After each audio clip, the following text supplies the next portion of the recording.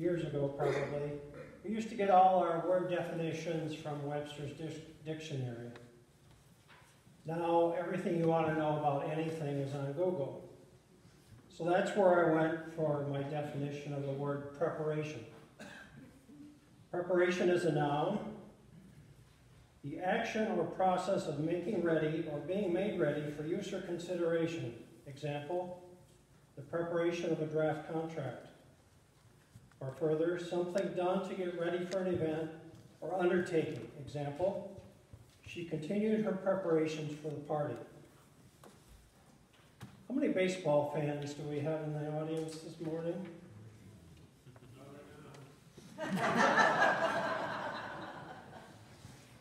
That very thing between Ken and Ralph is what makes that game so great. You guys go at it whenever you can, and that's what sports is all about.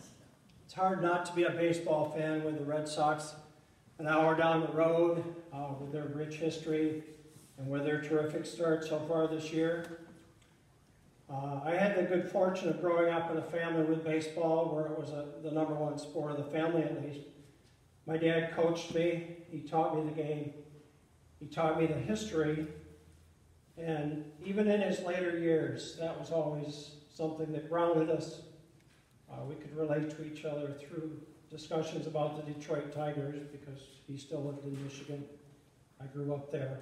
But he would always have the latest news on managerial changes or player ups and downs or whatever, but it was always something that brought us close together. When I was a kid, we used to ride the train from Grand Rapids to Detroit and see a couple, 3 games a season. And I remember one night in particular, we were sitting in the motel after the game was long over, enjoying family time together. And I looked out and saw the stadium lights still on after the game, and I thought, man, it doesn't get any better than this. I rushed home from school in 1968. The Tigers won the World Series. I think it was with the Cardinals. And Denny McLean, Mickey Lolich, my boyhood idol, Al Kaline, led them to the World Series in 1968. That's back when baseball was on at 2 o'clock in the afternoon, and kids could watch the full game instead of going to bed at 9 when the game starts at 8:30. But times have changed. I taught my kids how to play baseball. I coached them. I traded baseball cards with them. We watched the All-Star games and World Series together. We did a lot of things as a family, again, with baseball. Kathy and I moved the family to Massachusetts in 1984. Within a couple of months in my job, I won the company seats, first game at Fenway Park. We were on the third base line, 6 rows up, and I thought, doesn't get any better than this. That same year, the Tigers were in the World Series. They started the season at 35-5. They ended up winning the World Series, and I remember that helped us feel better about being away from family. We were 1,000 miles away from family and friends, but still brought us back to our families. In 2004, I'll never forget this day, this night, Kathy and I were watching the game, and I heard the fighter jets take off from Pease Air Force Base from our house, and 10 minutes later I saw them on TV doing the flyover at Fenway Park. That was pretty cool. I mentioned the kids and our love of baseball. My youngest son is 37, Steve. He lives in California. He still plays the game in the men's league out there. He's played in California, Texas, Massachusetts, New Hampshire. Heck, I even play softball at my age in my work league in Pease Air Force Base. So we never let go of the game. Baseball is a sport of tremendous preparation. All professional sports obviously require a lot of preparation, but there's 6 levels of minor league baseball.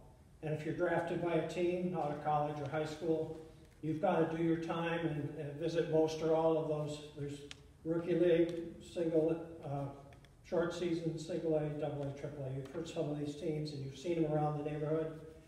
But there's no shortcut. There's a lot of work. That's the only way to make it to the majors. At the high school level, a young man has one chance in 200 of making it to the majors. That's half a percentage for keeping score. If you get drafted out of college by a major league team, it's 11 out of 100, a little better odds.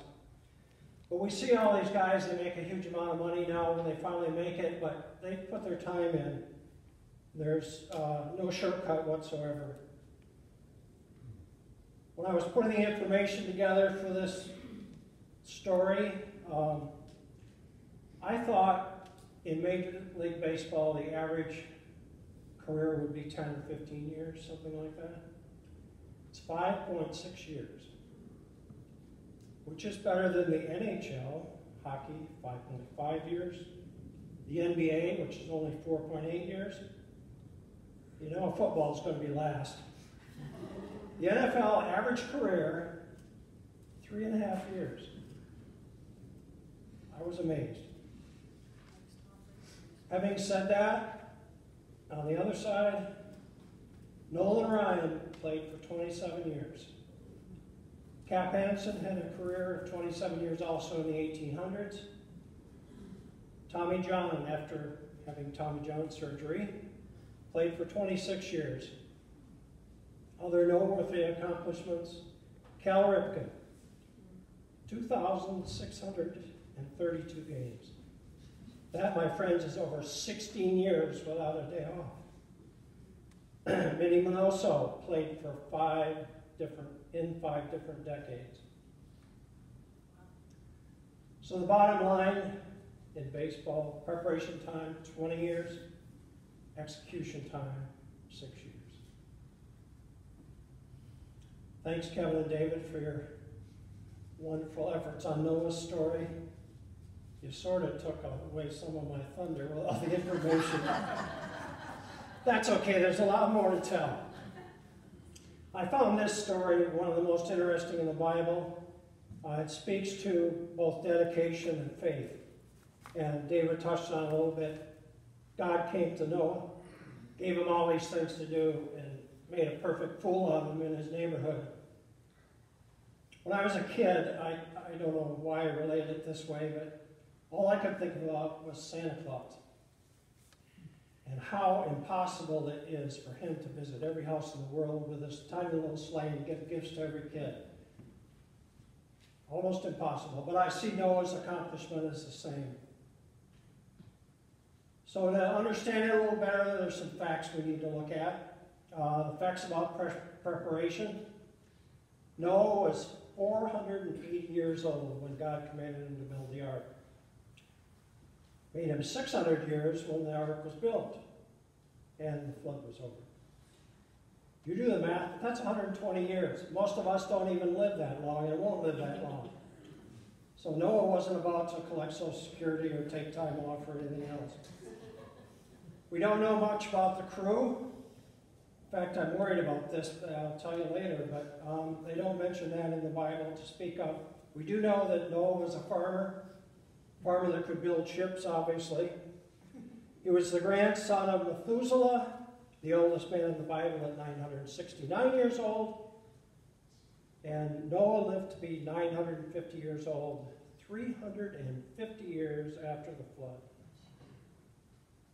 Facts about the ark. It's constructed of gopher or cypress wood, coated inside and out with pitch for waterproofing. Good idea. 3 stories tall with only 1 door. That's the door that Kevin talked about that he let the birds out of after the flood. The ark measured 450 feet long, 75 feet wide, and 45 feet high. Fully 1/3 the size of the Titanic.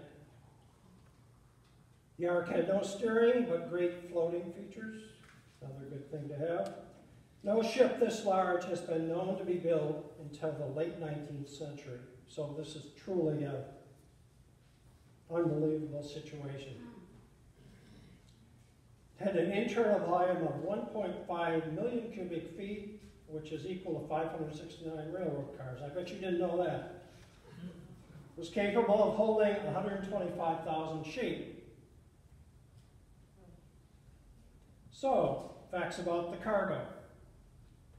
Noah, his wife, 3 sons, and their wives. That's the only crew. That's the only human beings that went on the trip.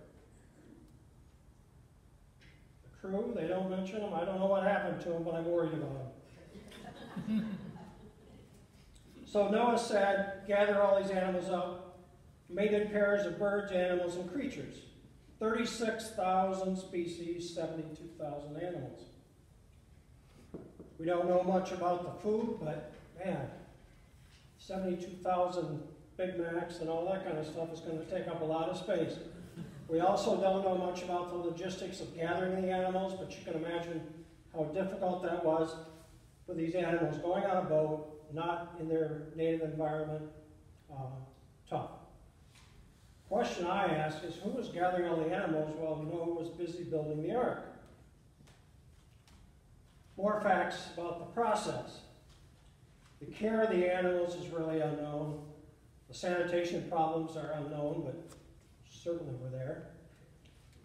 It rained for 40 days and 40 nights, we know that. The water was 23 feet deep when the rain finally stopped. It took 150 days for it to recede and another 100 days flooded for 150 days and then 100 days afterwards. Total time on the ark, 1 year and 10 days. But the good news is God promised that he would never destroy mankind and he would never have a flood like this again. So the bottom line on Noah, preparation time 120 years, execution time just over a year. I don't know how many of you watched the Winter Olympics a couple of months ago. I was really happy when they, through scheduling magic, they moved the Summer and Winter Olympics only 2 years apart instead of having them both 4 years. I've always been amazed at the commitment of the athletes. They're obviously the best in the world. They're the best at what they do, and they also represent our country with just total dedication. Most of those athletes compete several times in several Olympics, but it's 4 years between Olympics. So there's 4 years of training they go through for just sometimes a few minutes of competition. I found an example. Utah's Noelle, I'm going to mess this up, Noelle Picus Pace is her name. She competed in the skeleton. Do you know what a skeleton is? It's a tiny little sled that's shorter than the human body. You ride it face down on your stomach, head first, at over 90 miles an hour on a track that is much like the bobsled track. So Noelle probably trained for this most of her life, but in 2006, she competed in the Olympics. In her first event, she broke her leg. So she's out for 4 years. 2010, she came back, did a lot better, didn't have any accidents.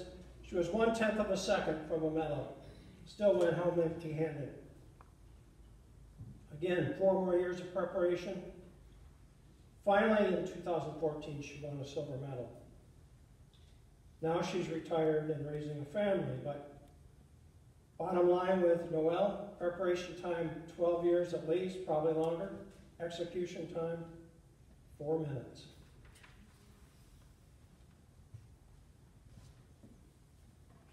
Most of you are aware of the pumpkin patch. It's something we all do as a church. This will be our 15th year. Woohoo! Anyway, it's a fundraiser.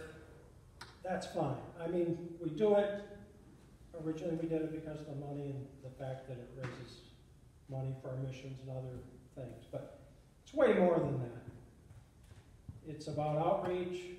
It's about having people from all over the world come visit us in Portsmouth and come to the church. We're known as the Pumpkin Church throughout the Portsmouth area, but there's so many success stories and so many great things that happened during the pumpkin patch time.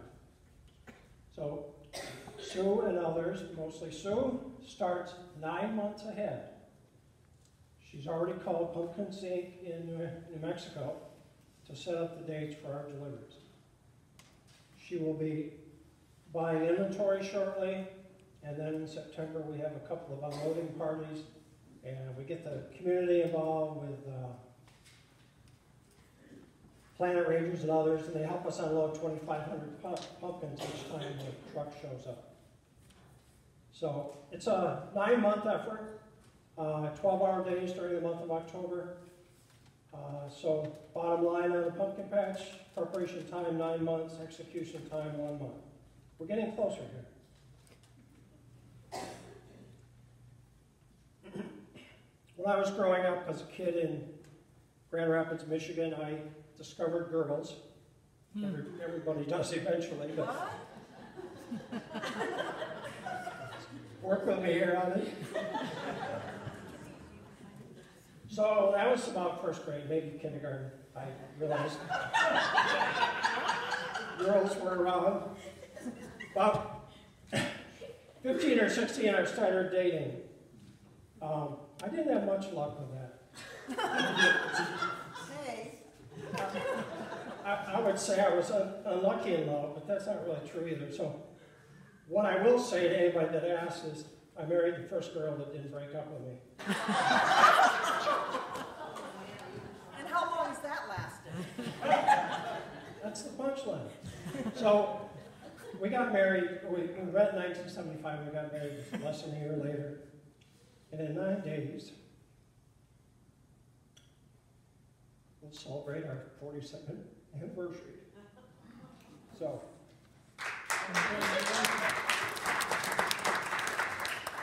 thanks, honey. Bottom line on my dating, preparation time, 15 years, execution time, 42 years and counting.